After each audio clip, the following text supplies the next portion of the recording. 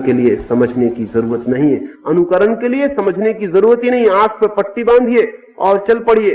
अनुकरण के लिए अंधा होना बड़ी से बड़ी योग्यता, क्वालिफिकेशन है। समझ बड़ी और बात है। अपने लिए जिंदगी को अगर सच्चाई में ले जाना हो, स्वयं को अगर विकसित करना हो, तो भूलकर किसी के अनुयायी मत बनना और न भूलकर किसी को अनुयायी बनाना। दोनों ही खतरनाक बातें हैं। समझना दूसरों को, और अगर जिंदगी में कभी आपका भी फूल खिल जाए तो रख देना बाजार में बीच सड़क पर कि दूसरे उसे देख लें, शायद उनकी कली को भी चुनौती मिल जाए। लेकिन उनकी कली जब खिलेगी तो वो फूल उनके जैसा होगा, आप जैसा नहीं होगा। और उनकी वीणा जब बजेगी तो संगीत उन जैसा होगा, आप जैसा नहीं होगा। प्रत्येक व्यक्ति को परमात्मा के द्वार पर अपने ही प्राणों का नैवेद्य लेकर पहुंचना होता है, और प्रत्येक व्यक्ति को परमात्मा के द्वार पर अपनी ही आत्मा को लेकर पहुंचना होता है। उधार आत्माएं लेकर परमात्मा के द्वार पर कभी कोई प्रविष्ट हुआ हो, ऐसी खबर सदियों में कभी भी नहीं सुनी गई। वहां से पूछा ही जाएगा कि प्रमाणिक है, ऑथेंटिक है, अपने को ही लेकर आए हो, किसी और का चेहरा लगा के तो नहीं आ गए।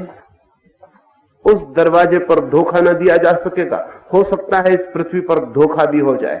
हो सकता है इस पृथ्वी पर नंगा खड़ा हुआ कोई आदमी ठीक महावीर जैसा दिखाई पड़ने लगे। हो सकता है इस पृथ्वी पर कोई पीत वस्त्र पहने हुए व्यक्ति ठीक बुद्ध जैसा दिखाई पड़ने लगे।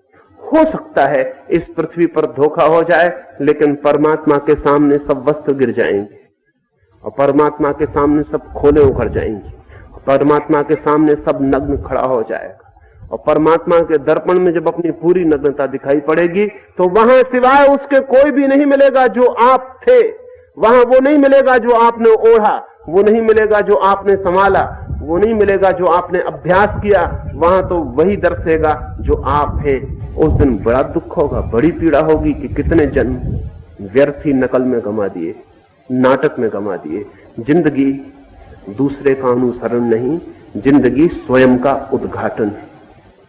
जिंदगी दूसरे जैसे होने की प्रक्रिया नहीं, स्वयं जैसे होने का आयोजन है।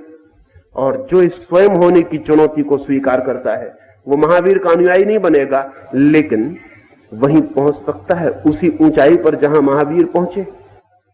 पहुंच सकता है वहीं जहां जीसस पहुंचे। पहुंच सकता है वहीं जहां बुद्ध की समाधि उन्हें ले गई है। उसी निर्वाण में, उसी मोक्ष में, उसी स्वर्ग में, उसी प्रभु के राज्य में प्रत्येक का प्रवेश हो सकता है।